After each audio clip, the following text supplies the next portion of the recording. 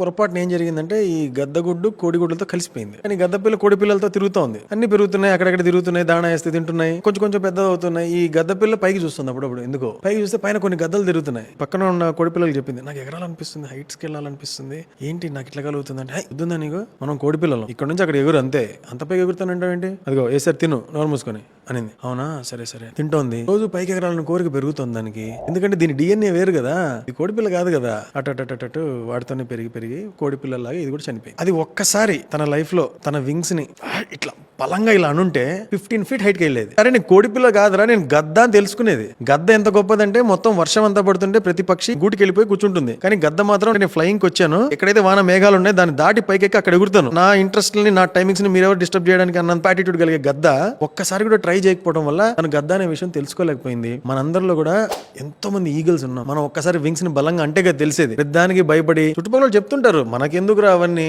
అంటుంటారు. మనలో గద్ద ఉంటే దాన్ని ఎప్పుడు బయటికి తీసుకొచ్చేది. ఒకసారి ట్రై చేయాలి. ప్రతిదానికి భయపడుతూ కూర్చుంటే అయ్యే పని కాదు. క్యాలిక్యులేటెడ్ రిస్క్లు ఉంటాయి, ఏం చేయాలి లెక్క అక్కడక్కడ. ఒక్కసారి ట్రై చేస్తే తెలుస్తుంది నువ్వు ఎంత పైకి వెళ్ళగలవు, ఎంత యాటిట్యూడ్ ఉన్న గద్దవు నువ్వు అని తెలుస్తుంది. నువ్వు ఒక్కడే ఎదగడం కాకుండా నీతో పాటు ఇంకొక 1,00,000 మందిని హైట్స్ కి తీసుకెళ్లగలవు, ఇంకో కొన్ని కోట్ల మందిని ఇన్స్పైర్ చేయగలవు. కాబట్టి ఆ వింగ్స్ ని ఊపడం అనేది నీ రెస్పాన్సిబిలిటీ. ఏదో ఒక టైంలో నీ లైఫ్ లో ఎంత అర్లీగా వీలైతే అంత అర్లీగా క్యాలిక్యులేటెడ్ రిస్క్ తీసుకొని ఒక్కసారి నీలో ఉండే ఆ ఈగల్ని బయటికి తీసుకుంటారు. నువ్వు ఎంత గొప్పడువో నీకు కూడా తెలియదు.